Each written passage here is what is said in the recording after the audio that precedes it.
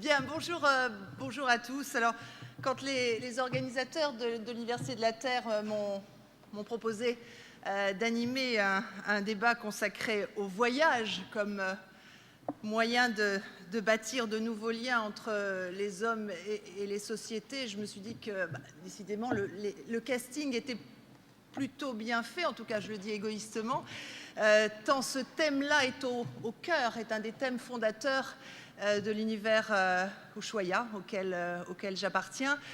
Lorsque nous sommes rentrés, c'était en décembre dernier, d'un long périple entre la Géorgie du Sud puis la péninsule antarctique. Alors les sociétés en question étaient essentiellement formées de centaines de milliers de manchots et autres otaries à fourrure totalement indifférents à l'émotion que peuvent ressentir les quelques dizaines de milliers de touristes qui profitent de l'été austral pour venir les photographier. Il n'empêche cette émotion-là, le choc que l'on peut ressentir et que nous avons ressenti en les croisant, en croisant cette nature extrême, contribue sans doute à faire de nous des ambassadeurs de la préservation de l'environnement, même si dans les 3-4 années à venir, ce tourisme dans ces terres extrêmes du Grand Sud méritera d'être maîtrisé dans le cadre du traité de l'Antarctique. Mais il n'empêche, je me souviendrai longtemps des larmes versées, notamment par une des passagères du Boréal, ce somptueux bateau sur lequel nous avons voyagé, qui m'a confié, vous savez, on le voit dans les livres, ça, on le voit à la télé, mais le vivre, le voir, être en contact, ça change tout.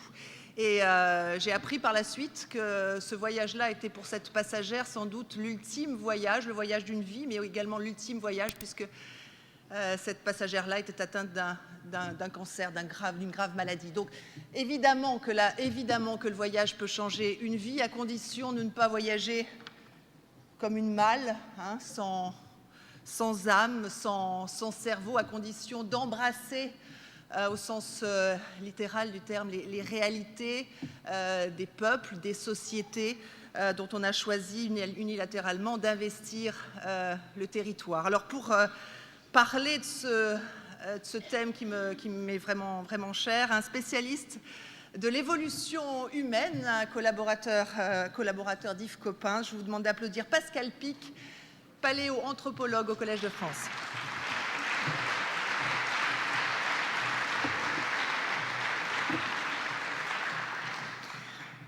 Un pro de la finance converti en voyagiste éthique, Jean-François Rial, PDG du groupe Voyageurs du Monde.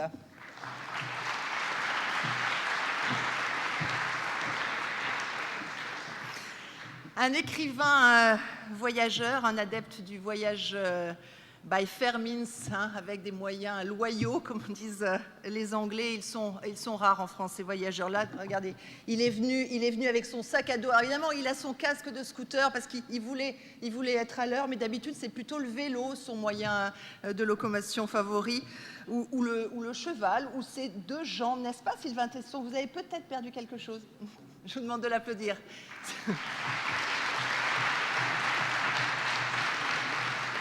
Sylvain Tesson, que je suis ravie de revoir, il a été un des tout premiers invités d'Ushuaïa TV en 2007. À ce moment-là, vous rentriez d'un périple sur les traces de l'énergie. C'était en 2006-2007, L'or noir des steppes. Depuis, vous avez commis un autre petit ouvrage que je vous conseille à tous, Petit traité sur l'immensité du monde.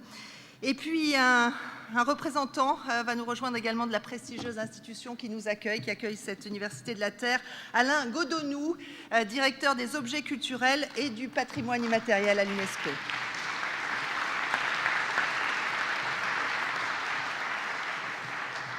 Alors, la recette de cette Université de la Terre, vous la connaissez. Les journalistes n'ont pas grand-chose à faire, sinon d'écouter et de s'imprégner. Les questions vont être formulées par le panel d'étudiants qui est devant moi. Un panel qui vient là pour ce débat-là de deux horizons essentiellement. D'abord du réseau français des étudiants pour le développement durable. Vous les applaudissez parce que là, ils sont morts de trouille. Donc,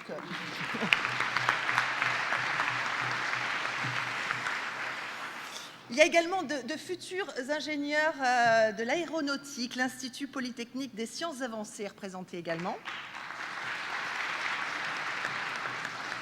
Et puis une autre école d'ingénieurs, cette fois spécialisée dans tout ce qui a rapport à la Terre, l'Institut Polytechnique La Salle Beauvais.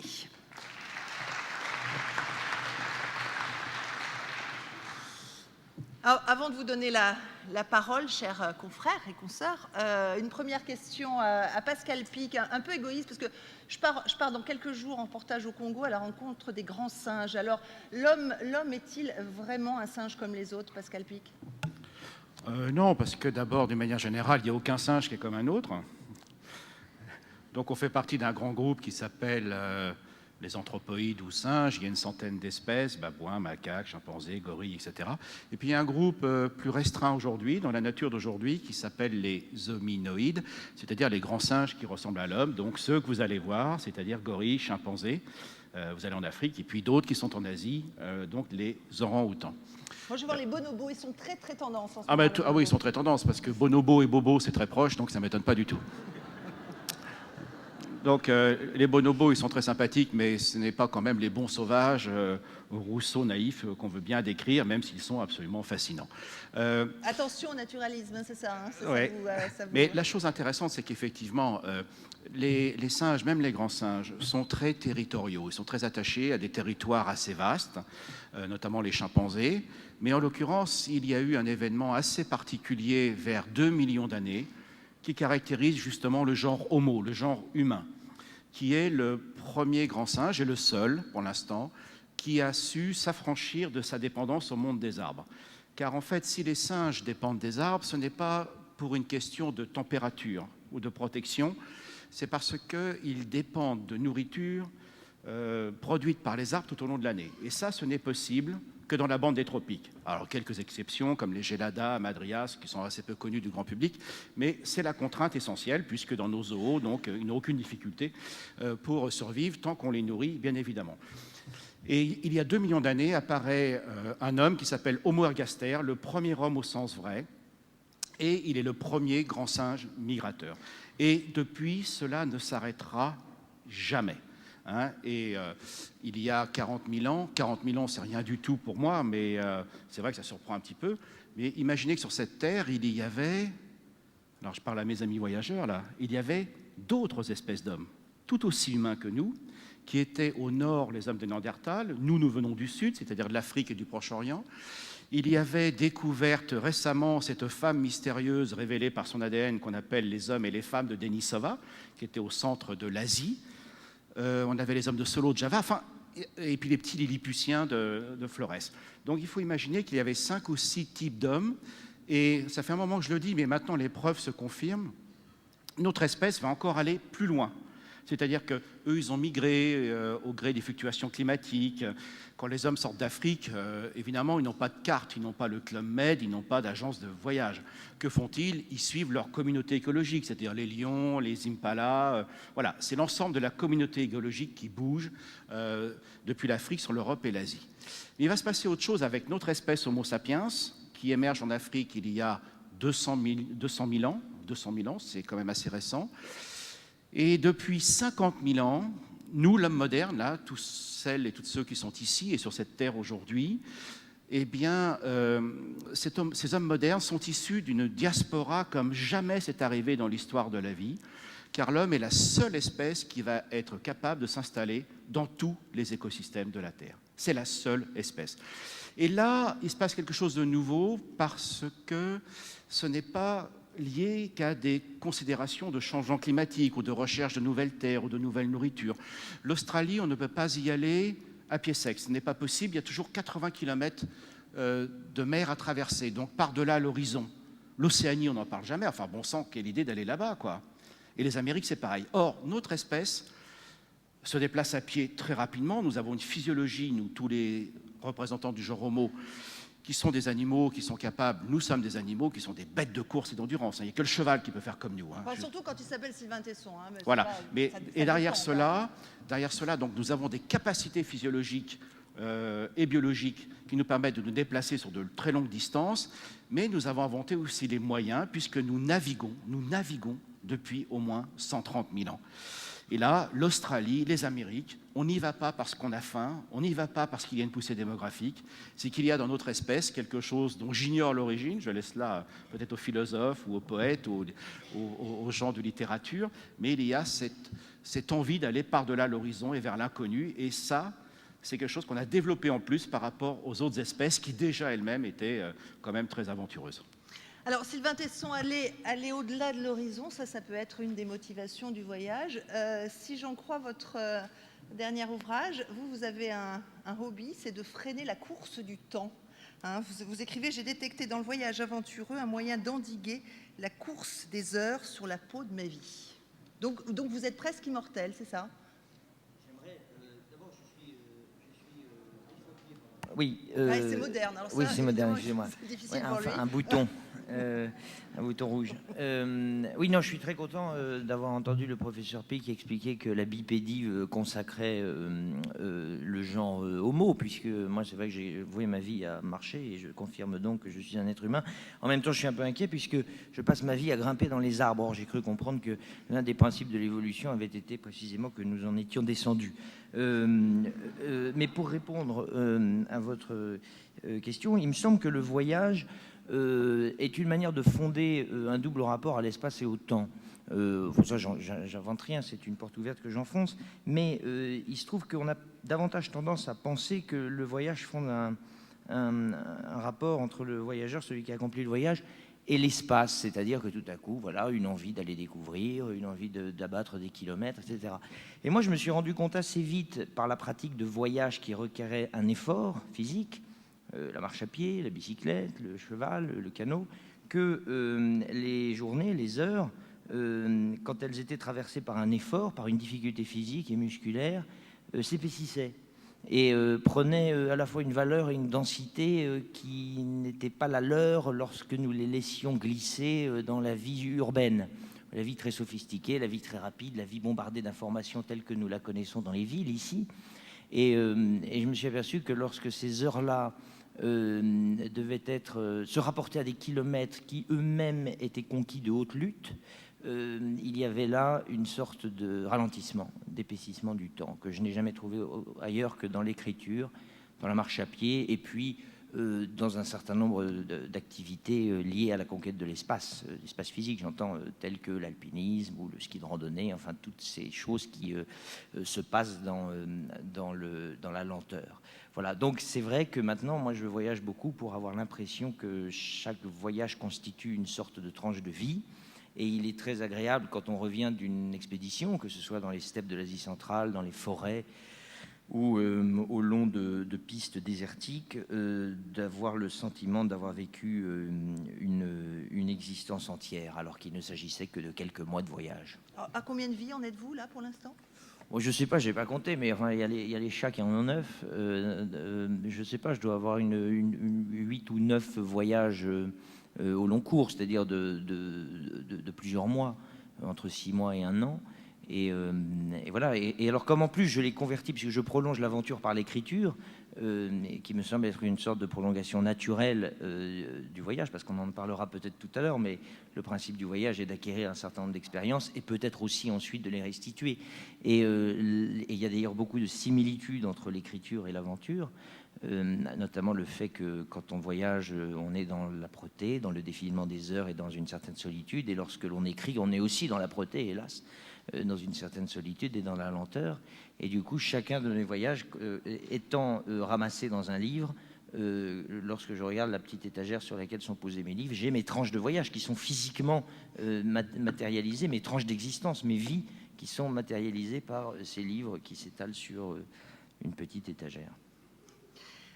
Jean-François Rial, est-ce que vous aussi, c'est pour ralentir cette marche du temps que vous avez quitté le monde de la finance, qui était le vôtre, pour vous lancer dans celui du voyage éthique et non pas équitable, parce que je ne veux pas vous mettre de mauvaise humeur d'emblée. Je sais que vous détestez cette notion de voyage équitable, mais voyage éthique, ça va? Ça vous convient ou pas? Ah, pas de bol. Non, pas beaucoup plus, parce que pour moi, quand on voyage, vous m'entendez mieux là? C'est assez fort? Donc quand on voyage, on s'intéresse aux autres, on découvre les autres. Et donc quand on s'intéresse aux autres cultures, aux autres populations, aux autres pays, je ne vois pas comment un voyagiste peut proposer des voyages qui ne soient pas équitables ou éthiques. C'est presque obligatoire pour moi. C'est pour ça que ça m'agace un peu quand on me demande quels sont mes voyages équitables. Ça veut dire que les autres sont horribles. S'ils sont horribles, il faut les jeter à la poubelle. Voilà. Donc maintenant, moi, pourquoi j'ai changé de métier? Tout simplement parce que... le contraire d'équitable, c'est pas horrible ni à mettre à la poubelle. Dans le voyage, quand c'est pas équitable, ça veut dire qu'on pompe les ressources de la planète, qu'on respecte pas les cultures des autres, qu'on s'intéresse pas à l'environnement dans lequel on se trouve, environnement social et écologique. Donc pour moi, oui, c'est assez infréquentable. Enfin, en ce qui me concerne, c'est ce que je pense. Non, mais le tourisme est un business, non? Pour vous aussi, non? Oui, bien sûr, mais on peut faire du business et une activité économique tout en le faisant de façon telle que la croissance de cette activité soit utile. Encore une fois, le voyage, c'est la découverte des autres. Aujourd'hui, il y a un débat en France sur l'islam, la laïcité, etc. On voit bien qu'il y a deux grands types de gens dans le monde. Il y a ceux qui aiment les autres, puis ceux qui n'aiment pas les autres, ceux qui n'aiment pas les différences. Moi, je considère que le voyage, c'est un outil pour aimer plus les autres. Alors, ensuite, quand vous considérez que ce postulat est celui que nous incarnons, il n'est pas possible de faire des voyages qui ne soient pas, entre guillemets, équitables ou éthiques, sachant que, encore une fois, définir ce que c'est qu'un voyage équitable et un voyage éthique, c'est très compliqué. Hein. C'est très très compliqué parce qu'on ne sait pas bien où on met la limite, la norme, etc. Voyager en avion, ça génère du CO2. Quelle réponse on a à ça? Voyager dans des pays en voie de développement très compliqués, c'est se retrouver dans des situations d'écart économique entre le touriste et celui qui est visité, qui est très important. Comment on répond à ça? Il y a un tas de questions comme ça qui ne sont pas simples et sur lesquelles les réponses ne sont pas uniques. Moi, je suis venu dans le voyage parce que j'étais passionné par la... Pas du tout parce que je voulais plus faire de finance, pourquoi pas, c'est un métier comme un autre. Mais je suis venu dans le voyage parce que j'étais passionné d'histoire et de géographie dans mes études et que je me demandais qu'est-ce que j'allais pouvoir faire de ça un jour. Et j'ai jamais trouvé, donc j'ai fait des maths, j'ai fait de la finance, j'ai bien gagné ma vie. Puis un jour, j'ai changé de vie parce que j'avais envie de faire ce qui me plaisait. Voilà. Alain Gononou, lorsque vous voyez débarquer des touristes, de voyageurs du monde, ou pas d'ailleurs, au Bénin, votre pays d'origine, comment vous les voyez? Est-ce que vous avez le sentiment qu'ils s'imprègnent de l'histoire du Bénin, qui est sans doute l'une des histoires les plus fortes d'Afrique de l'Ouest? Oui, on ne peut pas répondre. Très rapidement, c'est vrai que par métier, en tant que conservateur, aussi par passion, justement, venant d'un pays, vous l'avez souligné, extrêmement riche et varié, j'ai vu dans ma vie débarquer tant de touristes. Et déjà, il faut lever la confusion quand on vient au Bénin. Est-ce que c'est le Bénin historique, le Bénin actuel? Est-ce que c'est le Bénin des bronzes du Bénin, qui sont une tradition artistique tellement riche que c'est on leur rattaché au classicisme grec? Est-ce que c'est le Bénin de la traite des esclaves? Est-ce que c'est le Bénin du vaudon, etc. Donc il y a une richesse et des choses à interroger, à apprendre, et qui fait que le touriste qui vient, s'il est ouvert, et je pense que tout touriste par définition est ouvert, s'il a fait le voyage, c'est qu'il est ouvert à quelque chose et peut beaucoup apprendre. Mais ce qui est sûr aussi, c'est qu'il ne peut pas tout apprendre vu l'extrême richesse de cette partie du monde, comme d'autres parties du monde. Ne serait-ce que parce qu'ils ne parlent pas les langues, parce que les langues, c'est une facette importante, en quelque sorte, des traditions et des cultures, surtout dans cette partie du monde, disons l'Afrique. Les traditions orales sont importantes et ce qu'on apprend si on parle une langue, si on la maîtrisait, je dirais, est encore beaucoup plus riche que ce qu'on peut apprendre à travers les livres, même à travers les transcriptions, disons, etc. Donc, oui, le touriste apprend beaucoup. Mais il lui reste aussi beaucoup de choses à apprendre. Mais je pense que l'important là, c'est l'ouverture d'esprit et le travail que nous faisons à l'UNESCO, justement, pour avoir mis en place les conventions du patrimoine immatériel, du patrimoine mondial sur la diversité culturelle, tendent justement à faire voyager le monde, pour leur dire que le monde est intrinsèquement divers et varié, et que nous avons tous intérêt à voyager, à apprendre, à rencontrer. Bien, je vais à présent passer la parole à nos étudiants avec une première question qui était destinée à Jean-François Rial. Alors, c'est à toi. Hein. Alors, je vous propose de vous présenter, hein, de donner l'école dont vous êtes originaire et puis d'y aller. Bonjour à tous, je m'appelle Marine Ciesla et je suis à l'école LIPSA, ingénierie en aéronautique et aérospatiale. Donc je voulais orienter ma question vers les endroits encore inexplorés de la planète, les nouvelles destinations. Ne pensez-vous pas que la soif de voyage pourrait entraîner une sorte d'envahissement de ces nouveaux territoires qui serait propice, je dirais, au développement des transports, la multiplication des infrastructures, etc. Alors, je crois pas parce que malheureusement, aujourd'hui, les gens qui voyagent, dans le monde entier, hein, pas que les Français, les Américains, les Allemands, les Anglais, ils voyagent tous dans les mêmes endroits et au même moment. Nous, voyageurs du monde, on est considérés comme un voyagiste pointu dans cet environnement-là, donc on envoie des gens en Éthiopie, en Syrie, au Soudan, et même dans ces pays, les gens qui voyagent en Éthiopie font globalement tous le même itinéraire. À mon grand désespoir, parce qu'on est un voyagiste sur mesure, donc chacun peut faire ce qu'il veut. Mais malheureusement, je dirais que le risque, il est plutôt dans les endroits où les gens vont tout le temps, plutôt que dans les endroits où les gens ne vont jamais. Dans les endroits où les gens ne vont jamais, en général, ce sont des gens qui sont quand même assez érudits en termes de conception de voyage et qui font donc attention aux choses. Maintenant, le problème que ça pose, ce n'est pas tellement le développement du nombre de touristes dans le monde, parce qu'on sait qu'il va doubler d'ici 2020. Il y en a 800 millions aujourd'hui. On estime qu'ils vont passer à 1,6 milliard. La vraie question, c'est de savoir comment ces gens voyagent, dans quelles conditions, et en faisant attention aux choses. En faisant attention à l'eau, parce qu'on sait qu'on va avoir un très gros problème d'eau.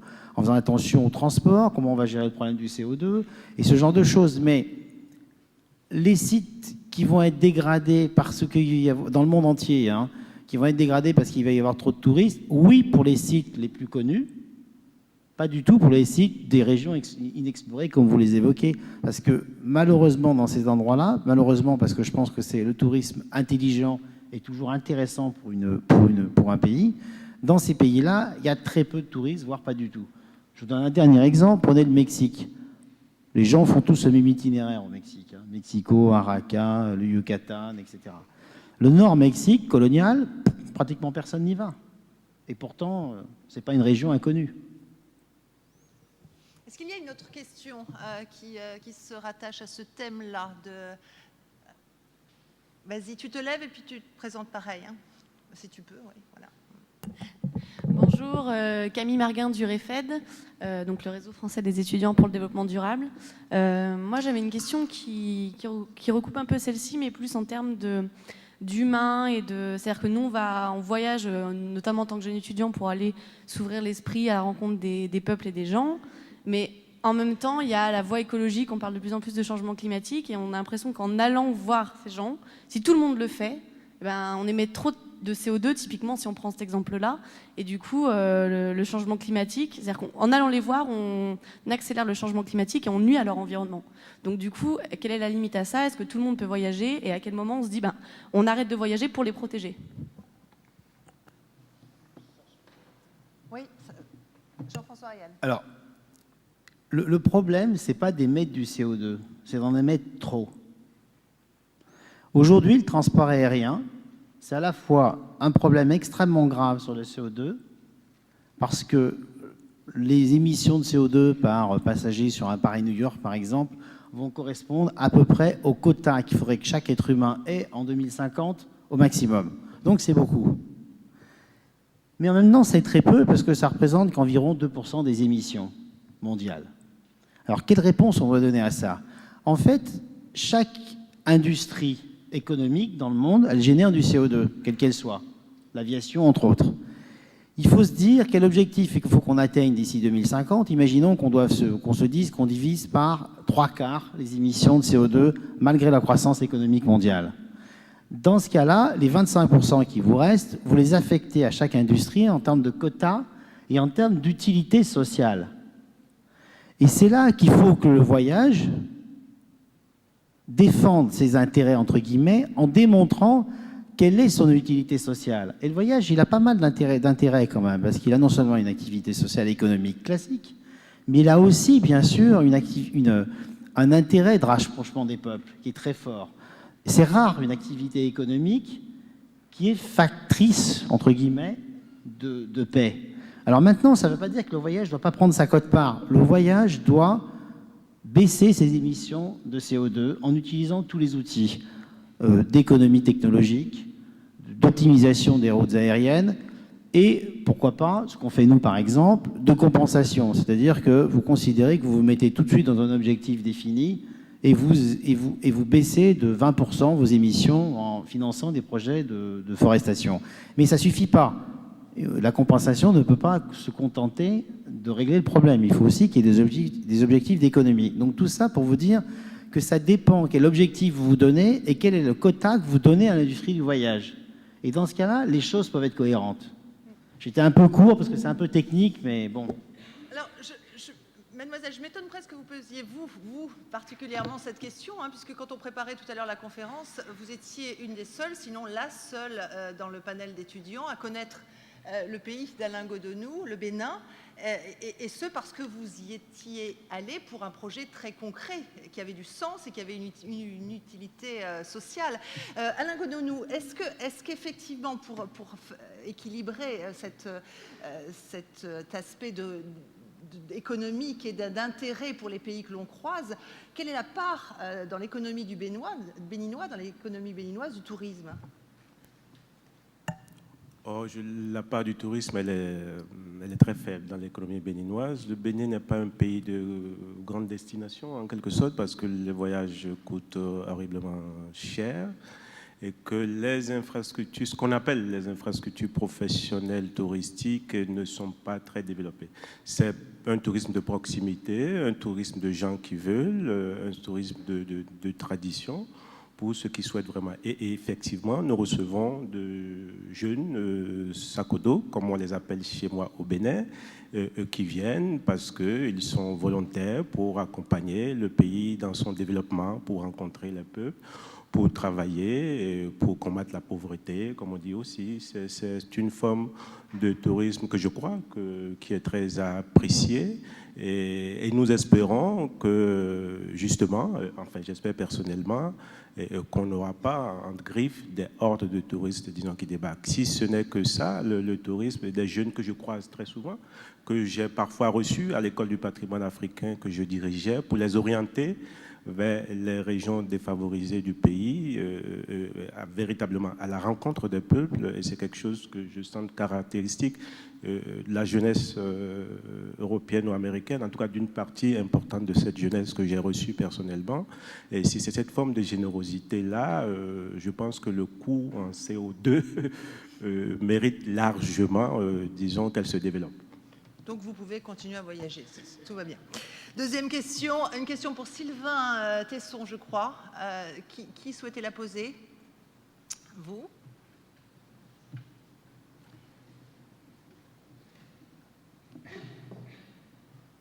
Bonjour, je m'appelle Solène Cruot. Je suis également étudiante à l'Institut Polytechnique des sciences avancées.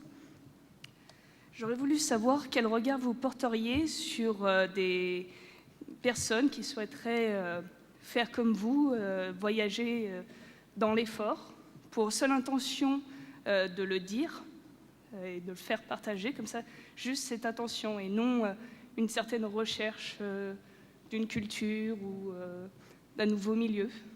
Voilà, juste... Donc, si je comprends bien, vous posez la question de savoir si ce que je pense de personnes qui voudraient éprouver l'expérience d'un voyage dans le seul souci de progresser ou bien d'essayer de moissonner dans l'environnement qu'ils découvrent un certain nombre d'éléments visant à leur épanouissement personnel. C'est ça, plutôt qu'une tentative de partager ou d'enrichir, puisque c'est le thème du présent débat, d'essayer de tisser des liens avec d'autres sociétés.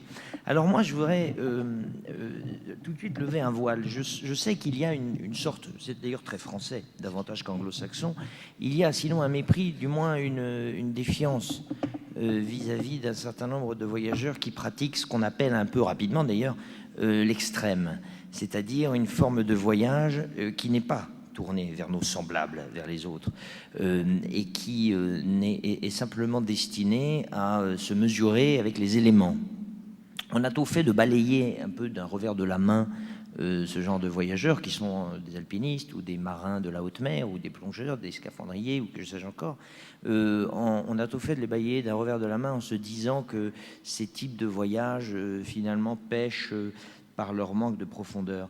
Moi, je ne suis pas du tout d'accord avec ça parce que je trouve qu'il y a quelque chose de très beau précisément dans la confrontation de l'homme nu devant l'élément. Ça, c'est la première chose que je voulais dire. Il y a quelque chose de très antique, quelque chose de très grec, l'homme nu sous le soleil qui arrive et qui, devant sa paroi, devant la mer rugissante, fait l'expérience de la faiblesse de l'être devant la vigueur, la force déchaînée et l'indifférence des éléments. Il me semble qu'il y a là quelque chose de très littéraire d'ailleurs. Ça, c'est la première chose. Deuxièmement, il y a quand même un certain nombre de voyages qui ne sont motivés que par des soucis d'ordre scientifique. Quand Francis Halley, par exemple, le célèbre botaniste, enfin je ne veux pas parler à sa place, puisque d'ailleurs il s'intéresse également aux populations des forêts, mais quand il part étudier les plantes ou les écosystèmes ou les échanges entre les animaux de la canopée et les milieux naturels de la forêt pluviale, il ne fait pas un voyage qui se porte vers la connaissance et l'exploration des cultures. Lorsque Théodore Monod, qui par ailleurs était un grand humaniste, mais partait chercher ses fossiles ou son verre dans le désert libyen, c'est son boulot. C'était son travail, voilà. Donc il y a ce que je veux dire, c'est qu'il y a un certain nombre de voyages qui sont motivés par un simple souci d'ordre scientifique ou d'ordre physique, les alpinistes, ou d'ordre spirituel. Quand les moines du désert de Saint-Pacôme ou Saint-Antoine partaient dans leur thébaïde en plein désert d'Égypte simplement pour aller lever les yeux vers le ciel et faire une expérience brûlante de spiritualité, on ne peut pas vraiment dire qu'ils faisaient ça pour s'ouvrir aux autres cultures. C'était quelque chose d'assez égoïste et auto-centré. Et moi, je voudrais dire que, d'une certaine manière, même si ces voyages peuvent avoir mauvaise presse quand on porte sur eux un regard un peu rapide, je trouve qu'ils peuvent acquérir une certaine valeur. Il faut se méfier quand même me semble-t-il, encore une fois, il faut se méfier d'une espèce de tendance à considérer que ne serait vertueux que les voyages qui nous porteraient vers l'autre. Parce que qu'est-ce que c'est que l'autre? D'une certaine manière, l'autre, c'est notre semblable. C'est celui que nous voyons dans un miroir. Donc l'autre, c'est nous-mêmes. Alors, trouver altruiste d'aller se pencher vers nos semblables, on pourrait presque philosophiquement finir par retourner ce postulat en se disant que l'humanisme n'est qu'une espèce de corporatisme. On est humaniste, ça veut dire qu'on s'intéresse aux hommes, mais pourquoi on s'intéresse aux hommes? Parce qu'on est des hommes. Si on était des escargots, on s'intéresserait aux escargots. C'est ça le corporatisme. Le chirurgien dentiste défend le chirurgien dentiste. L'homme défend l'homme. C'est une sorte de syndicalisme, mais porté à son degré de température extrême. Donc voilà, je voulais juste, par ce tout petit élément, réhabiliter un certain nombre de voyages qui ne sont pas des voyages à destination de la connaissance, de l'approfondissement de l'autre. Et maintenant, j'espère que ça a répondu à votre question. Et je rajoute un tout petit élément, c'est que, je vous le disais tout à l'heure, que moi, je concevais le voyage comme une sorte de moisson d'inspiration pour l'écriture et que je voyais un lien profond entre le voyage, l'aventure et l'écriture. Et je pense, et ça là je réponds vraiment directement à votre question, je pense que un voyage qui serait motivé par le soin et l'envie d'écrire se justifierait apporterait sa propre légitimité si jamais sa conséquence était d'apporter à des lecteurs la joie, le frémissement et l'expérience d'un bonheur de lecture. Alors, pour faire suite à ce thème des motivations du voyage, il y avait une question, je crois, qui se destinait plus particulièrement à Pascal Pic sur des voyages qui pourraient être finalement, ou des migrations qui pourraient être contraintes par les dérèglements du climat. Hein. Et là, on touche à la notion de réfugiés climatiques. Est-ce que... c'était toi ? Donc, bonjour, je m'appelle Chloé Giry, étudiante à l'IPSA donc, en ingénierie aéronautique. Vos recherches vous ont amené bien souvent à étudier le mammifère humain. On peut penser maintenant avec les grandes migrations qui vont survenir à cause de problèmes écologiques comme la montée des eaux et donc comme certaines îles qui vont disparaître comme Tuvalu. Est-ce que ces bouleversements vont donc amener les gens à voyager, mais pas pour des motivations autres que de bâtir des liens? Et faut-il donc craindre ces déplacements comme Cro-Magnon a pu craindre la venue du Néandertal il y a plus de 30 000 ans? Ouais, le problème, c'est pas Cro-Magnon qui a eu un problème avec Néandertal, c'est Néandertal qui a eu un problème avec Cro-Magnon. Oui, les mouvements de population forcés par des changements climatiques ont toujours existé. Les grandes migrations des temps modernes, notamment l'expansion des populations européennes vers les Amériques et ailleurs, ça a toujours été quelque chose de très important. Par contre, dans le débat d'aujourd'hui, en effet, on le voit bien avec ce qui se passe de l'autre côté de la Méditerranée. On a évoqué le spectre de migration rapide, et puis il y a des difficultés à Lampedusa, comme vous le savez. Et on retrouve ce débat, évidemment, avec ce qu'on va appeler certainement bientôt les migrations climatiques.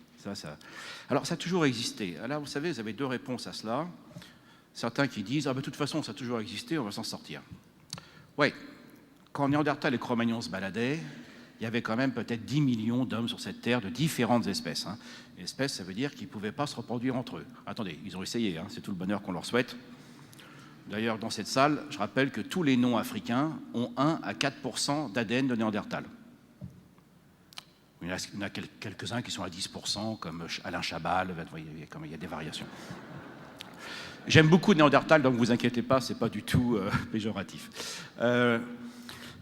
Espèce, ça veut dire qu'on peut se reproduire entre nous. Aujourd'hui, sur cette terre, et c'est ça qui est unique, hein, tout homme peut se reproduire avec toute femme, compte tenu de certaines conditions, évidemment. Et comme le disait André Langanais, ça a été largement démontré par les marins, les militaires et les missionnaires, aujourd'hui par le tourisme. Donc, on n'a qu'une seule et même espèce. Ça, c'est quand même assez fabuleux. Hein. Donc, on ne va pas empiéter déjà sur le territoire de notre espèce. Mais nous sommes presque 7 milliards. C'est là que les données changent. Nous sommes presque 7 milliards.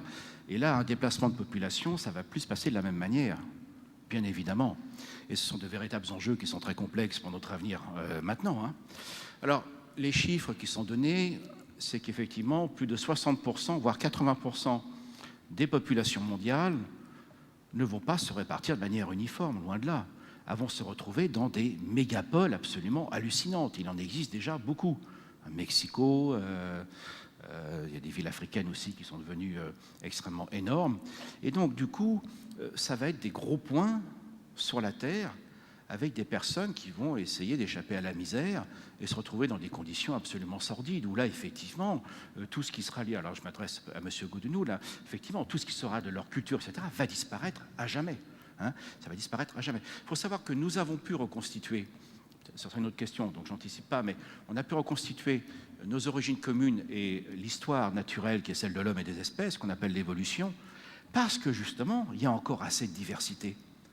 Mais je peux vous dire une chose, je termine un livre là qui s'intitule « Si Charles Darwin et Claude Lévi-Strauss repartaient faire un grand voyage », nous avons tellement altéré cette diversité humaine avec l'érosion des langues, l'érosion des cultures, de tous ces patrimoines qui intéressent M. Goudounou, que nous serions aujourd'hui incapables de reconstituer cette histoire qui nous unit tous dans un même creuset. Donc vous voyez, il y a des enjeux quand même assez considérables sur d'où venons-nous et où nous allons pouvoir aller. Et là, je suis quand même extrêmement inquiet. Donc du coup, c'est nous qui avons été les hommes de Cro-Magnon, les emmerdeurs. Bon, je ferai deux remarques par rapport aux deux questions précédentes, je ne voulais pas intervenir. Madame qui disait tout à l'heure, oui, allez voir des régions inexplorées avec d'autres peuples. Donc c'est une question que je remets. Je veux dire, c'est bien d'aller voir les autres, mais comment vous faites? Est-ce que les autres ont envie de nous voir? Non pas qu'ils n'ont pas envie de nous voir, mais comment c'est présenté? Ça, c'est quand même un point important d'un point de vue de l'éthique. Hein. Et puis, deuxièmement, dans les sports extrêmes, l'homme tout nu, j'en ai jamais vu un mec à poil dans les sports extrêmes. Hein.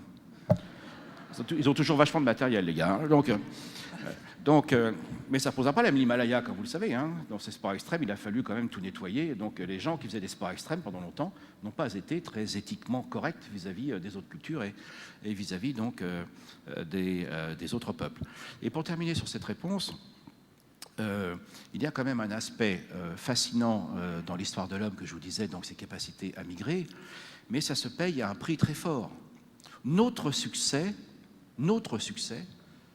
se paye d'un prix exorbitant, que je raconte dans mon dernier livre, Il était une fois la paléanthropologie. Depuis 50 000 ans, notre expansion a résulté par l'élimination de toutes les espèces les plus proches de nous en termes de parenté ou de complexité. Notre expansion sur la Terre, c'était l'élimination de Néandertal, de Denisova, de Solo, de Java. On arrive en Australie, on élimine les macrophones. On arrive dans les Amériques, on élimine les grands mammifères. Ensuite, les voyages du XVIe siècle, on élimine les dodos, etc., les grands mammifères des îles. Donc on le sait aujourd'hui, ces hommes ne le faisaient pas pour éliminer les espèces. C'était pas très bien, mais en tout cas, voilà, on n'avait pas cette conscience comme aujourd'hui. Mais il faut bien comprendre que notre expansion s'est faite par l'élimination de la diversité des espèces et des populations d'espèces. Et aujourd'hui, elle se fait, et je terminerai là, et c'est pour M. Goutenou, elle se fait aussi par l'éradication des différences culturelles. Dans cette maison ici, là, Claude Lévi-Strauss, dans un discours qui a été assez mal compris en 1964, et qu'on retrouve aussi esquissé dans Trisotropique de 1952, dès que vous rentrez en contact avec une autre culture, bien sûr, c'est bien de rencontrer les autres. Je suis entièrement d'accord avec tout ce qui a été dit. Mais il faut savoir qu'à partir de là, les deux sont pervertis d'une certaine manière. Alors, est-ce qu'ils sont pervertis ou se sont enrichis? C'est ça, le véritable enjeu. Donc, le véritable enjeu d'un voyage éthique, c'est rencontrer l'autre, bien sûr, hein, mais dans un échange commun, et non pas, comme le disait déjà Charles Darwin. Charles Darwin, anthropologue, est très peu connu, parce qu'en France, il est de bon ton chez les Germanopratins. Vous savez, c'est une tribu particulière qui se mélange assez peu, les Germanopratins, hein, c'est Saint-Germain-des-Prés. Donc, qui est de railler Darwin plutôt que de l'avoir lu. Darwin, déjà, dans ses carnets de voyage, fustige le fait que partout où l'homme blanc va, pas question de fustiger notre culture, mais c'est un fait, c'est tout, hein, eh bien, c'est l'élimination des autres cultures et c'est l'élimination des autres espèces. Donc, le véritable enjeu aujourd'hui, ça va être d'établir donc la possibilité de voyages éthiques et de migration qui, effectivement, permettront de maintenir ces grands enjeux de diversité culturelle et d'enrichissement mutuel. Hein, comme le disait un grand poète africain, M. Mpateba, il disait que chaque homme, chaque femme, j'ajoute, qui disparaît, c'est une bibliothèque qui s'efface. Donc c'est ça l'enjeu pour demain.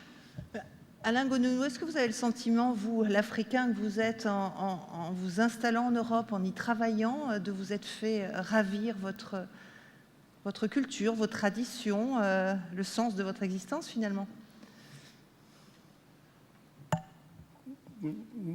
Disons oui et non, parce que de toutes les façons, je suis un homme métis dans tous les sens du terme, pour justement avoir rencontré d'autres cultures, avoir connu ma culture. J'ai eu cette chance que véritablement, j'ai vécu dans la culture traditionnelle du Bénin, la culture vaudon. J'ai été baptisé 2 fois, baptisé à l'église et baptisé dans le vaudon. Donc c'est typique de cette partie du monde. Donc, je sais de quoi tu parles. J'ai ces 2 facettes.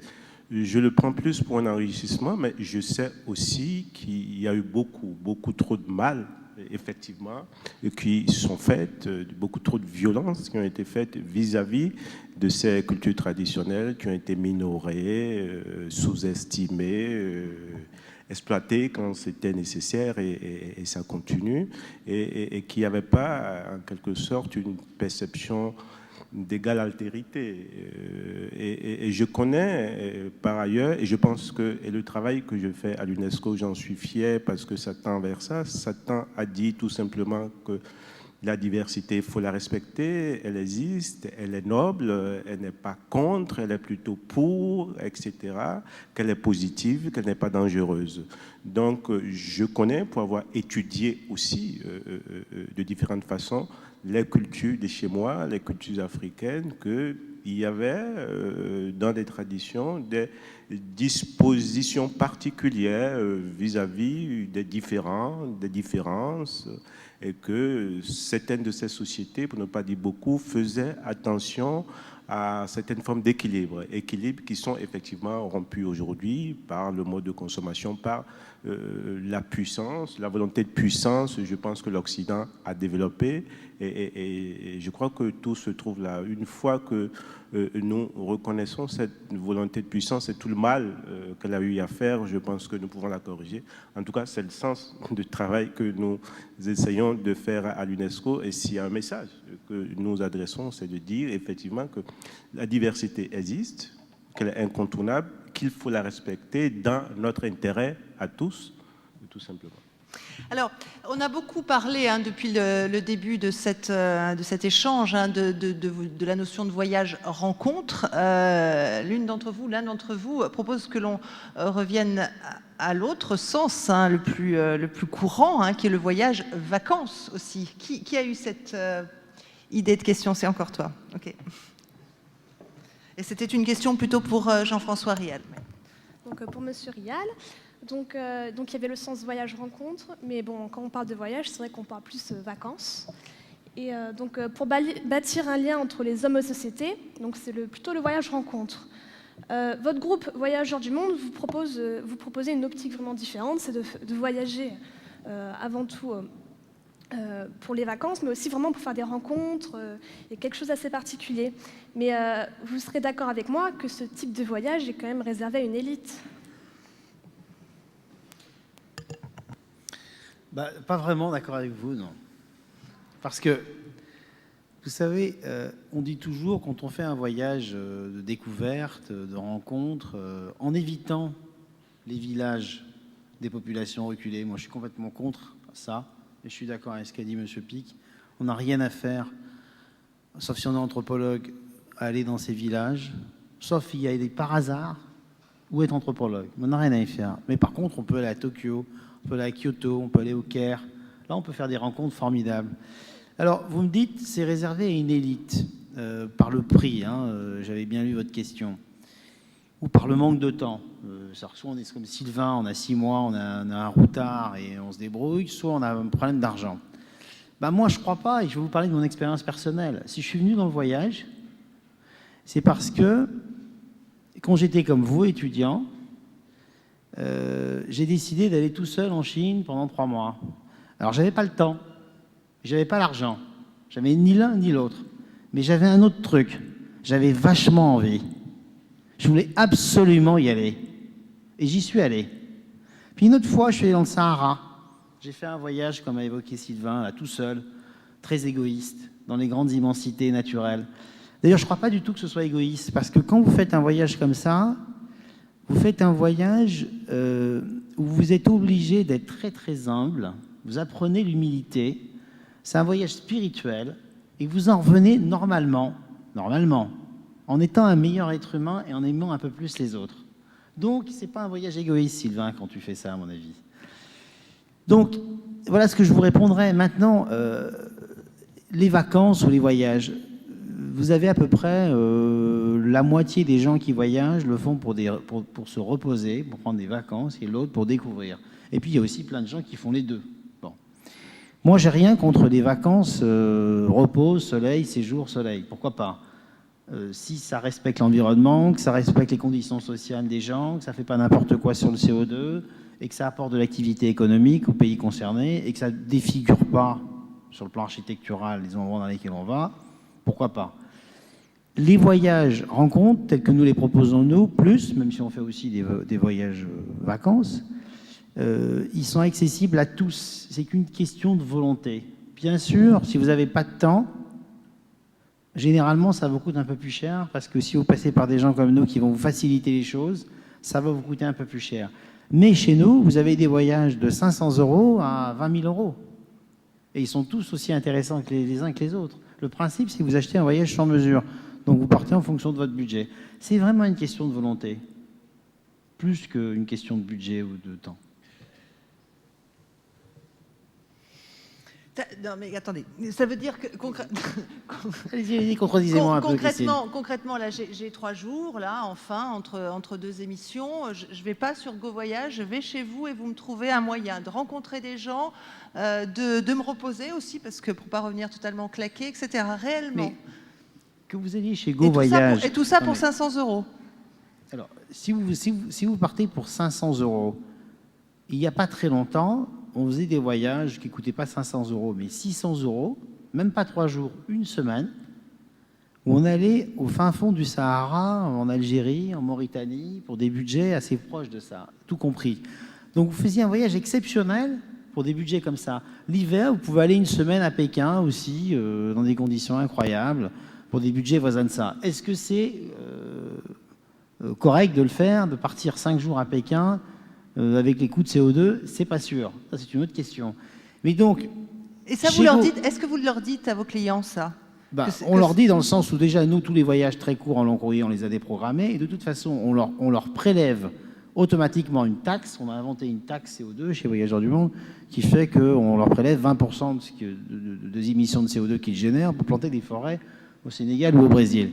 Mais à la limite, aujourd'hui, malheureusement, les clients soi-disant les plus sensibles au développement durable le sont certes de plus en plus, mais ils ne le sont pas suffisamment pour choisir un voyage par rapport à ces critères-là ou à un autre. Donc nous, on a décidé d'appliquer la loi de la dictature et d'imposer une taxe CO2 chez nous. Bon, voilà, c'est comme ça. Mais je dirais que si vous achetez chez GoVoyage, chez Fram, chez Nouvelles Frontières, chez Club Méditerranée ou chez Voyageurs du Monde, il n'y en a pas un qui va être forcément plus cher que l'autre. Ça dépend de ce que vous choisissez, où vous allez, à quel moment vous partez. C'est très compliqué tout ça. C'est pas aussi simple que Voyageurs du Monde, le voyagiste le plus cher du marché. On est très loin de ça. Bienvenue dans le monde merveilleux du développement durable. Autre question qui concernait Pascal Pic cette fois. Hein, vous faisiez référence à un article paru dans le Nouvel Obs en 2010. Qui a eu cette question? C'est toi? Voilà. Bonjour, donc Thomas Voisin, je suis aussi élève à l'IPSA. Et donc j'avais écrit une question pour Pascal Pic. Vous avez écrit dans le Nouvel Obs de décembre 2010 que par nature, les voyages aboutissent aux origines.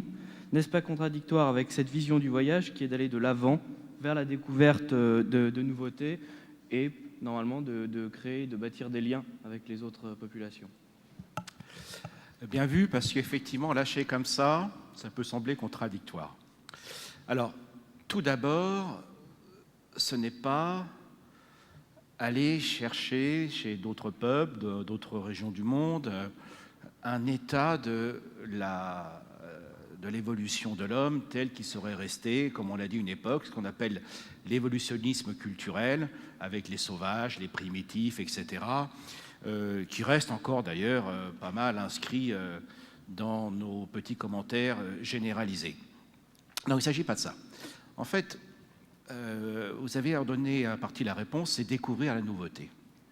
Or, quand vous regardez le carnet de voyage, je vous conseille de le lire, c'est superbe, hein, le voyage d'un naturaliste autour du monde de Charles Darwin, lui, il n'y va pas pour faire un voyage de carte personnelle. C'est vraiment un voyage pour découvrir la biodiversité, recueillir des collections, faire des descriptions.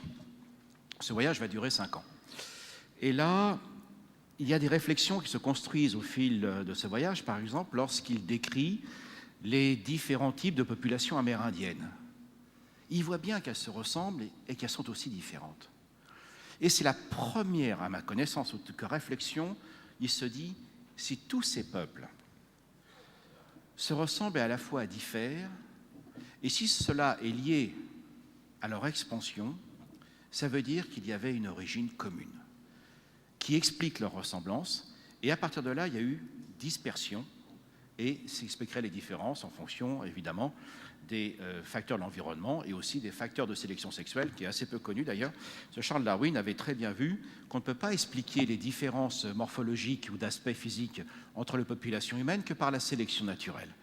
Donc il forge en 1871 le concept de sélection sexuelle dans lequel il dit, eh bien, dans différentes cultures, les hommes et les femmes se désirent selon des critères différents. Donc déjà, il introduit cette notion qui est quand même assez fabuleuse.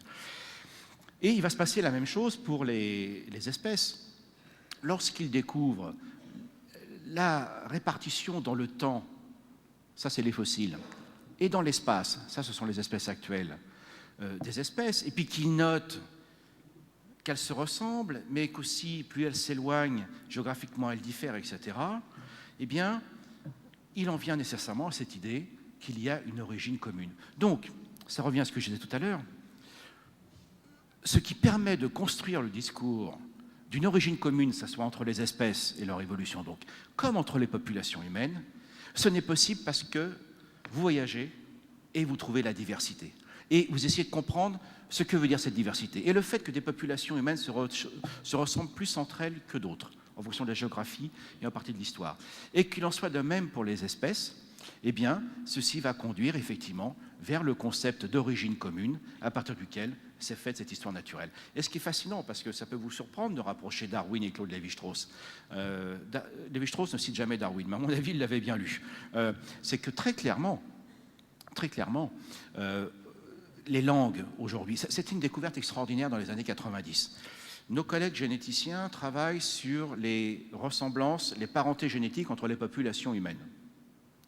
Et dans le laboratoire d'à côté, il y a M. Luigi Cafali Sforza, de la grande famille des Sforza de Milan, mais scientifique, qui lui travaillait sur les familles de langues.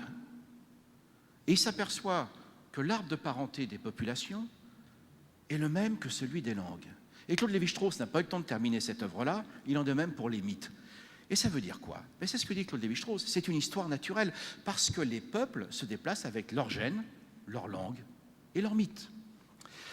Et l'objet de ce livre, que je termine, c'est que si aujourd'hui Darwin et Claude Lévi-Strauss repartaient faire un grand voyage, nous avons tellement éradiqué les différences linguistiques culturelles, nous avons tellement entamer la diversité biologique, qu'aujourd'hui, on serait incapable, par le voyage, de découvrir cet éventail de différences qui permet de reconstituer nos origines communes. Donc voilà quel était le sens de cette phrase. Et évidemment, je terminerai là-dessus, le fait qu'on ait une origine commune, ça veut dire aussi que, c'est M. Goudenou tout à l'heure, nous sommes engagés dans un schéma de destinée commune qu'il nous faut construire, dans la diversité, évidemment, et ça, c'est le véritable enjeu d'aujourd'hui. Autre question qui concernait le caractère éphémère des liens que permet de tisser le voyage entre les hommes, entre les sociétés différentes, justement. Qui avait concocté cette question? Elle était destinée à Sylvain Tesson. Bien, c'est encore toi. Je t'assure que tu vas gagner, tu vas revenir en deuxième semaine. Donc, pour M. Tesson, lors d'un voyage, les liens que peuvent tisser les habitants sont donc éphémères. Donc, pour moi, pour bâtir quelque chose de durable, c'est vraiment de rester dans le pays, d'y vivre et d'apprendre la culture. Vous voyagez de pays en pays, à vélo, à cheval, et vous parcourez le monde presque sans vous arrêter pendant 6 mois, et vous revenez, vous écrivez un livre. Mais est-ce que cette sorte de voyage n'est pas quelque chose d'égoïste? Est-ce que c'est... Oui, alors c'est vrai qu'on revient un peu à une évocation sur laquelle je me suis un petit peu attardé tout à l'heure, mais la première partie de votre question, je ne suis pas absolument d'accord avec le postulat selon lequel il y aurait un rapport proportionnel entre le temps que l'on passerait avec quelqu'un et l'intensité et la valeur de l'échange, pas de la connaissance qu'on aurait avec cette personne, mais de l'échange que on réussirait à établir avec lui. J'en veux pour preuve qu'on a tous fait l'expérience d'un côtoiement très long avec des gens et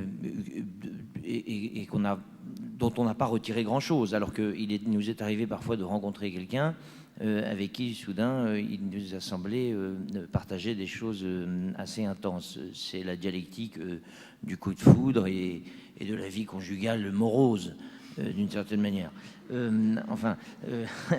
Voilà, non, je jette un voile pudique sur cette insinuation scabreuse, et je veux juste donner, moi, une expérience personnelle. C'est qu'il m'est arrivé un jour où je marchais au Tibet. J'essayais de gagner la ville de Lhasa, d'avoir rencontré des moines tibétains donc, qui, eux, se déplaçaient vers la ville sainte, vers Lhasa. Ils étaient en train de faire un pèlerinage, ils étaient partis depuis 8 mois. Ils avaient traversé toutes les régions du Yunnan, ils étaient allés aux sources du Mékong, ils avaient gagné le lac Nam Tso, et ils descendaient vers le sud, c'est-à-dire vers Lhasa. Et j'ai passé une semaine avec eux, ce qui n'est pas long, ce qui est rapide. Nous avons cheminé, et ce sont des gens que je n'oublierai absolument jamais, et avec qui véritablement j'ai vécu des choses, mais qui, encore une fois, parce qu'il faut qu'on se mette bien d'accord de quoi on parle, qui se situent sur le plan de l'affection, de l'émotion, et certainement pas sur le plan de la connaissance. Alors, à contrario et parallèlement, il m'est arrivé, quand j'ai étudié la géographie physique ou la géopolitique, et que je suis parti dans la bande de Gaza, ou bien faire mes études sur les préventions de risques d'incendie dans des endroits où je me suis installé, et où là, j'ai essayé de progresser modestement dans une connaissance, et de déblayer le terrain, et de rester sur place. Et c'est vrai que ma nature, ma complexion, peut-être aussi une forme d'énergie vitale que je réussis à évacuer par la marche, par l'avancée, me porte davantage aux grandes trajectoires transcontinentales qu'aux immersions. Et puis la raison aussi, c'est que moi je ne suis pas un scientifique, je ne prétends pas apporter ma pierre à la connaissance commune, mais j'essaye par mes livres de dire des choses sur la manière dont on peut rendre sa dette à la beauté du monde, ou à l'expérience du temps qui passe, à toutes ces choses-là qui ne ressortissent pas du domaine scientifique, mais qui appartiennent davantage à ce qu'on pourrait appeler, bien que ce soit un bien grand mot, la poésie. Et puis je termine en vous disant que je viens précisément de faire l'expérience contraire, puisque je m'intéresse beaucoup moi, à l'érémitisme, c'est-à-dire à ce penchant des hommes de temps en temps de se retirer de la société et d'aller méditer dans un désert, qui peut être une forêt d'ailleurs, un désert au sens philosophique et non pas au sens écosystémique du terme, un désert qui peut être un ermitage sur un piton rocheux, tel que la tradition chinoise a beaucoup développé, ou bien qui peut être un ermitage dans la forêt russe. Alors moi, c'est ce que j'ai fait. J'ai acquis une petite cabane dans la taïga, aux environs du 56e parallèle de latitude nord, près d'un lac qui s'appelle le Baïkal, et j'ai vécu 6 mois là dans la solitude. Donc ça n'était pas un voyage itinérant, je ne faisais pas que passer, puisque je me suis immergé pendant 6 mois dans cette forêt, mais ça n'était pas un voyage non plus qui était porté vers les autres, puisque j'étais tout seul et qu'une fois de plus, je rendais un point à l'égoïsme que vous semblez déceler dans ma démarche.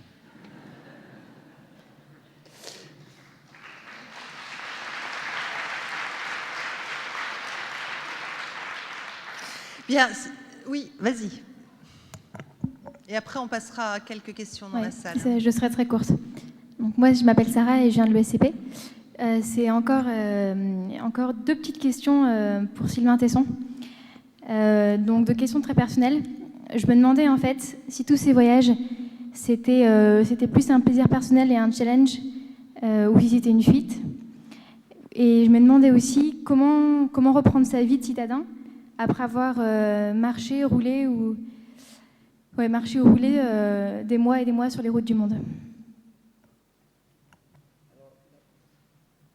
La première question sur la fuite.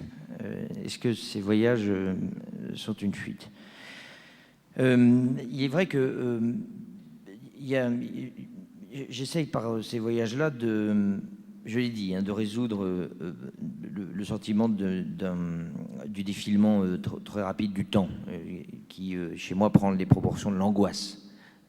Ça, je réussis assez bien à avoir l'impression d'épaissir le flux de la durée. Une fuite, certainement une fuite contre l'idée de m'engluer dans des habitudes. Le voyage, c'est une manière de sauter par-dessus les parapets de quelque chose qui s'appelle l'habitude. Alors c'est vrai que le voyage est une espèce de mise à l'épreuve. D'ailleurs, il y avait une question qui m'intéressait beaucoup tout à l'heure, que j'ai lue sur le virtuel. Est-ce que les voyages que nous allons faire un jour ne seront pas remplacés par les nouvelles technologies qui nous permettent aujourd'hui de voyager devant un écran ? Et moi, j'ai toujours considéré la route, le voyage, la piste, la forêt, le contact avec la géographie, je suis géographe moi de formation, comme une école profonde du réel. Il y a des très belles lettres de Saint-Exupéry dans un ouvrage qui s'appelle Citadelle, où il parle de la route comme d'un papier de verre qui décape l'âme. Et vous avez toujours eu cette idée chez les voyageurs que la réalité contenait plus de merveilles que n'en pouvaient produire nos rêves. Là encore, on est dans une dialectique qui est celle du virtuel et du réel. Et moi, c'est vrai que peut-être qu'il y a une chose que je fuis et qui est l'abstraction. Je n'aime pas les abstractions et j'aime me frotter à des cas particuliers. C'est d'ailleurs la raison pour laquelle j'ai du mal à parler des autres avec un S. Je ne sais pas très bien ce que c'est, moi, les autres. Moi, ce que j'aime, c'est l'autre, c'est-à-dire un visage, une expérience, une conversation, une amitié, un souvenir, quelque chose qui a été partagé à un moment donné. Je suis peut-être plus sensualiste qu'abstrait. L'humanité, je ne l'ai jamais rencontrée. En revanche, j'ai rencontré beaucoup d'êtres humains. Il y en a qui m'ont plu, il y en a qui m'ont déplu, mais j'ai beaucoup de mal à pouvoir les réunir sous une appellation qui serait par exemple l'humanité. Enfin, je sais pas moi, qu'on me la montre l'humanité, je la vois pas. En revanche, voilà, encore une fois, je m'intéresse beaucoup aux éléments qui forment le tout.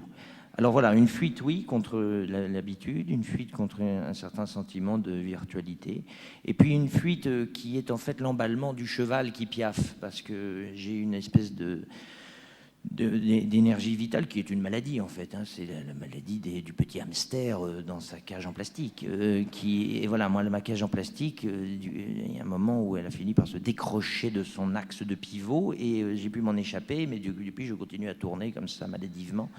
Et sauf que la cage est devenue la sphère de la Terre. Et donc c'est probablement aussi un usage du monde, comme disait Nicolas Bouvier, mais celui-là qui m'aide à venir à bout de mon appétit de vie, voilà, que je confronte à cette espèce de grand foutoir magnifique qui s'appelle le monde.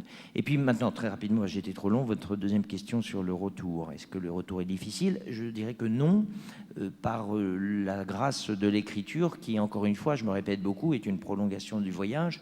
Et quand on revient, par exemple, là, je suis en train d'écrire mon expérience de l'ermitage, qui, contrairement à ce qu'on pourrait croire d'ailleurs, n'est pas tellement une expérience tournée vers moi-même et préoccupée de moi-même.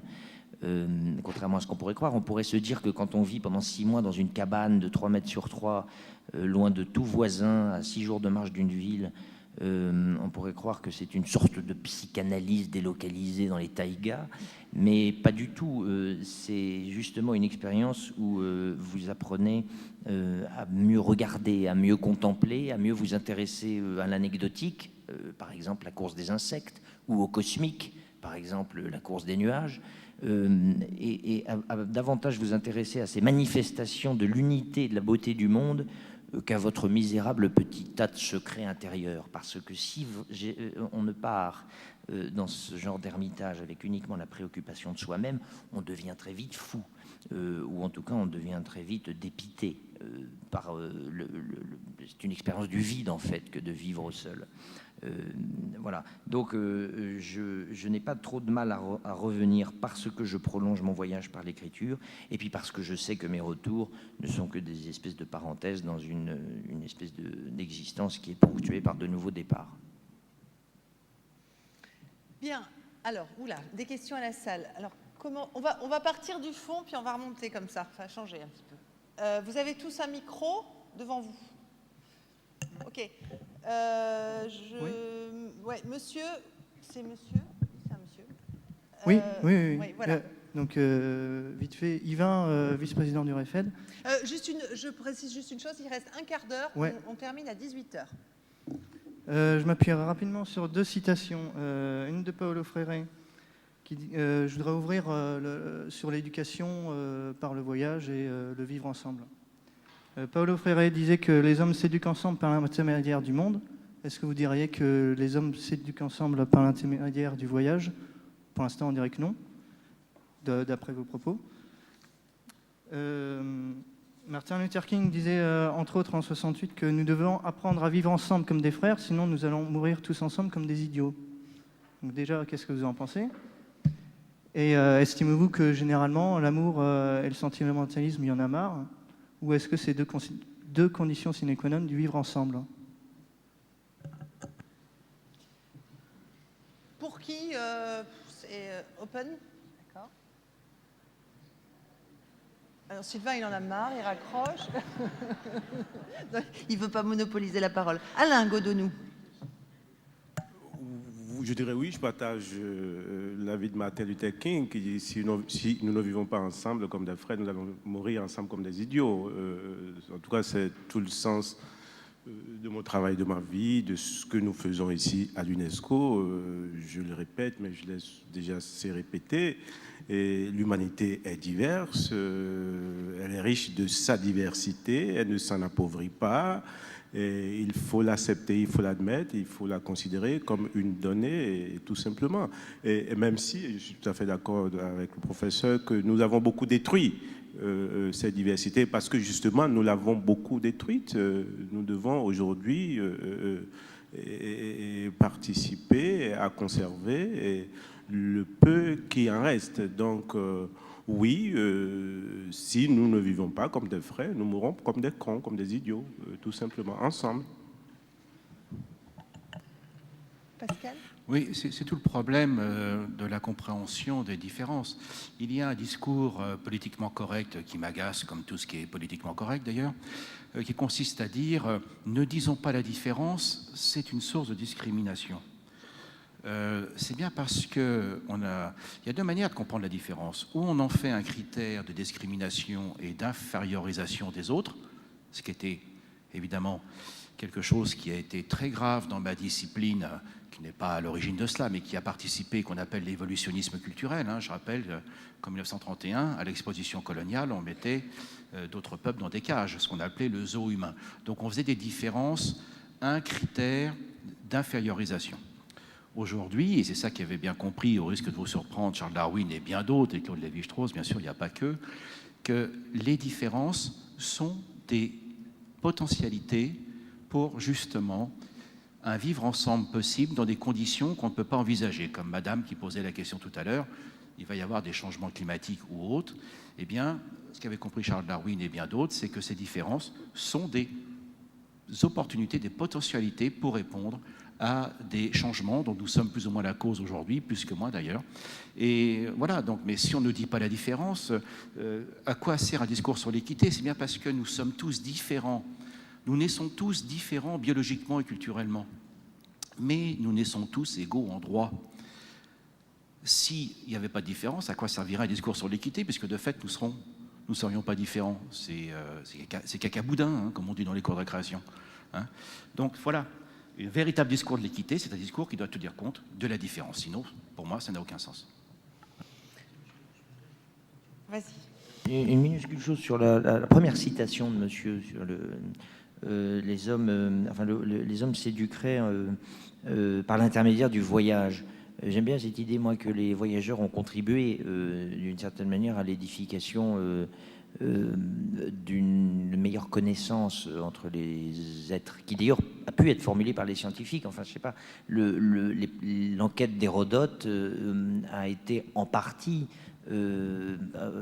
écrite à partir de témoignages des gens qui revenaient. Or, les gens qui revenaient, c'était les gens qui partaient, et à l'époque, les gens qui partaient et qui repoussaient les limites du monde connu, c'était les marchands, c'était les voyageurs. De même que finalement l'une des plus belles épousailles entre la connaissance, la diffusion des idées et les canalisations de réseaux marchands, c'est évidemment la grande épopée, un peu floue d'ailleurs, parce qu'on a beaucoup de mal à la circonscrire à la fois dans le temps et à la déterminer dans l'espace, des routes de la soie, où tout à coup, par un flux humain qui s'est balancé de l'une à l'autre extrémité du continent asiatique, on a vu des pensées, des idées, des comportements s'échanger, en même temps d'ailleurs que des marchandises, et des connaissances passées de mondes qui étaient prétendument et qu'on pouvait penser totalement opaques à cause de l'hostilité des territoires, des écosystèmes qui séparaient ces mondes. Et puis dernière chose, il me semble que donc, en quoi est-ce que les voyageurs peuvent participer à cette éducation, à ces liens entre les cultures et les sociétés, c'est notre sujet. Il me semble que, qu'est-ce que ça veut dire des liens entre les sociétés? Comment est-ce que les sociétés se rencontrent? Elles peuvent se rencontrer dans l'espace, dans la grande histoire. S'il y a des guerres, s'il y a des échanges, s'il y a des contrats, elles peuvent se rencontrer par la grâce des princes, mais elles peuvent se rencontrer également par la petite histoire, par la grâce des déplacements de voyageurs, des déplacements individuels, ou des déplacements de scientifiques, ou des déplacements d'explorateurs, qui finissent par petites touches, par créer une sorte de meilleure connaissance des individus les uns avec les autres, et puis par cet agrégat de contact, de communication, on peut peut-être établir une sorte de connaissance commune entre les sociétés. Et je finis en disant deux petites choses, c'est qu'il arrive parfois que les populations, et je pense que Rial sera d'accord avec moi, que des populations parfois regardent les échanges touristiques comme quelque chose qui peuvent les sortir d'une certaine stigmatisation. Moi, je suis beaucoup allé au Yémen et en Afghanistan ces dernières années, et y compris sous les talibans d'ailleurs, puisque pour cette maison-là, nous faisions une opération d'inventaire du patrimoine archéologique pré-islamique au moment où les talibans étaient en train de tout casser, enfin de finir le travail qui avait été entrepris depuis des décennies. Et les Afghans disaient, mais parlez de nous, venez chez nous et essayez de nous sortir de cette espèce d'image de fou furieux que finalement nous renvoyons, ces signaux que le langage commun finit par... enfin, ce discours que le langage commun finit par plaquer sur une population. Voilà. Donc le voyageur peut aussi être celui qui vient pulvériser les fantasmes, les représentations exotiques et la projection des idées reçues sur un peuple. Ça veut dire qu'il faut aller parfois au-delà des recommandations qui peuvent circuler, y compris sur le site du ministère des Affaires étrangères, qui déconseille parfois certains pays. Je vais vous dire une chose, la France, sur le site des ministères des Affaires étrangères chinois, la France est déclarée comme un pays plus dangereux que le Tadjikistan. Pour une raison très simple, c'est que les Chinois se font voler à la Tour Eiffel leur porte-monnaie par les pickpockets. Du coup, ils vont porter plainte à l'ambassade de Chine. Et du coup, par la stupidité des statistiques, enfin, il y a cette science qui ne fait pas de distinction, la statistique finit par accumuler les plaintes. Et du coup, les voyants s'allument. Et la France est considérée comme un endroit où il y a beaucoup de plaintes, donc beaucoup de délits, donc c'est dangereux. Donc allez plutôt au Tadjikistan, en Afghanistan, mais pas en France. Tout ça pour dire que, oui, effectivement, il faut sortir de la chosification du monde et de sa réduction aux chiffres, aux statistiques et aux fantasmes.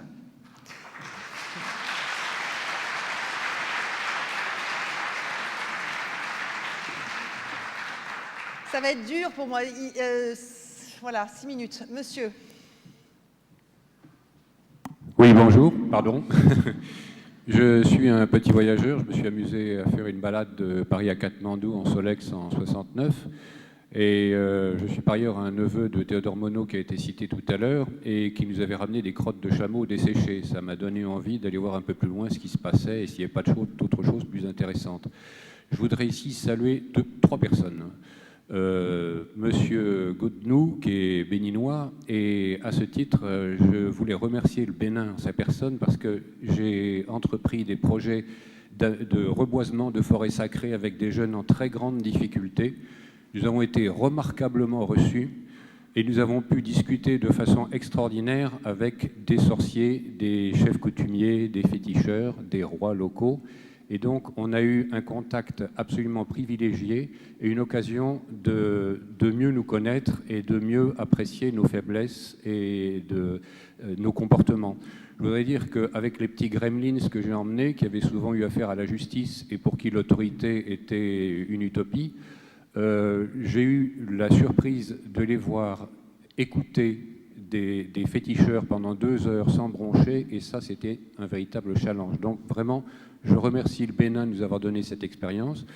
Je remercie aussi Terre d'Aventure, avec qui j'ai pu partir comme accompagnateur occasionnel en Asie centrale, parce que là aussi, ça m'a donné la permission de découvrir un territoire que je ne connaissais pas. Et enfin, Monsieur Tesson, que j'ai eu l'occasion d'entrevoir et qui est un collègue, pas un collègue, mais un voyageur qu'on a pu rencontrer de façon tout à fait occasionnelle à Évry dans l'Essonne. Et on se souvient très bien de cette rencontre et on garde son bouquin avec beaucoup d'attention. Merci. S'il vous plaît, oui. 2 questions et puis on sera obligé de se séparer encore. Bonjour, je m'appelle Maïté et moi je voulais reprendre l'intitulé « Le voyage, un premier pas vers les liens à bâtir entre les hommes et les sociétés, et quid des femmes ?» Notamment quand Pascal Pic vous a dit tenir compte de la différence, qu'il fallait sortir des fantasmes. Moi je veux bien, mais j'estime que c'est une donnée à prendre en compte. Et notamment, c'était les sports extrêmes dans la plongée. J'ai été monitrice de plongée. C'est beaucoup d'efforts, c'est beaucoup de travail pour être une femme, pour ne pas être constamment... En fait, les réflexions sont constantes. Ma question, c'est, les femmes aussi, elles ont le droit de voyager, mais il faut tenir compte de cette différence-là. Enfin, moi, je veux bien sortir des fantasmes, mais qu'est-ce que je dois tenir compte, notamment dans la société dans laquelle je vais, qui est la place de la femme est différente. La femme voyage bien quand même, non? Je trouve. Même mieux que les hommes. On nous ouvre plus de portes, non? Ça dépend lesquelles, ça dépend à quel moment. Il faut faire attention aussi aux paramètres. Enfin, moi, je pose la question aussi. Je n'ai pas été dans toutes les cultures, mais dans celles dans lesquelles j'ai été, c'est un paramètre que j'ai pris en ligne de compte, notamment quand vous faites de l'autostop, quand vous marchez. Non, il y a 2 choses différentes. Il y a plus de femmes qui voyagent que d'hommes dans les pays occidentaux. Faut que vous sachiez ça déjà. Les femmes sont probablement des gens, là c'est notre paléontologue qui pourrait nous expliquer ça, mais qui s'intéressent visiblement plus aux autres que les hommes. Un peu plus, hein, c'est pas non plus des considérations.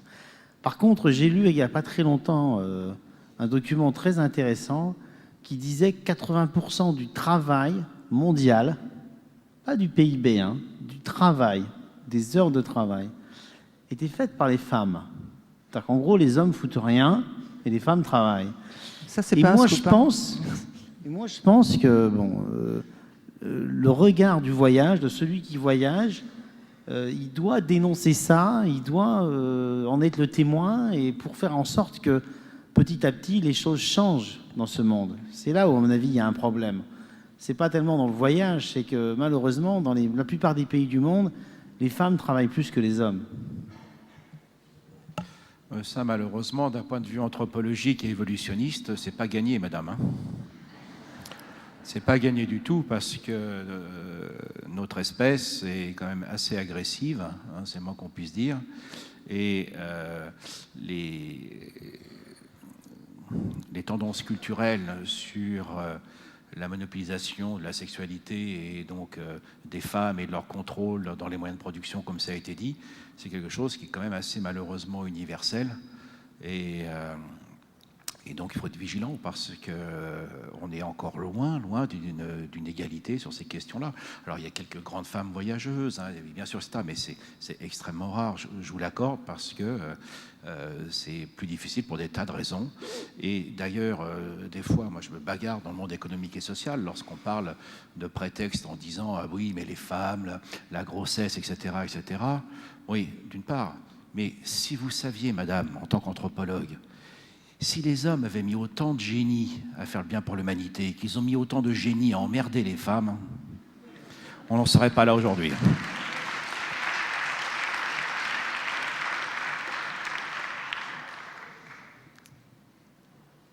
Dernière question, histoire que les hommes et les femmes repartent contents ensemble. Oui. Ah, moi, je suis prêt au voyage. Hein. Pardon? Bonjour, je m'appelle Marion et en fait je voudrais juste être rassurée sur quelque chose. En fait, je voudrais savoir si, donc là c'est plus pour Sylvain Tesson, si en fait à l'étranger, dans n'importe quel pays, l'accueil que l'on fait justement aux voyageurs est plus humain que celui qu'on peut faire par exemple aux voyageurs en France, parce que pour moi ça me semble plus facile d'aller voyager à l'étranger par rapport à l'esprit plutôt qu'en France. Donc voilà, c'est une question de ça. Merci. Pardon, mais moi je suis vraiment incapable d'émettre la moindre généralisation, peut-être d'ailleurs parce que je n'ai pas les outils pour le faire. Après tout, une généralisation, c'est la conclusion, le résultat d'un long processus d'études, et moi je ne fais pas ça. Je reviens à mon idée du tout et de la partie. Il m'est arrivé d'être très bien accueilli, il m'est arrivé d'être très mal accueilli. De même qu'il m'est arrivé en France d'être le témoin d'une grande hospitalité comme celui d'une grande médiocrité d'âme.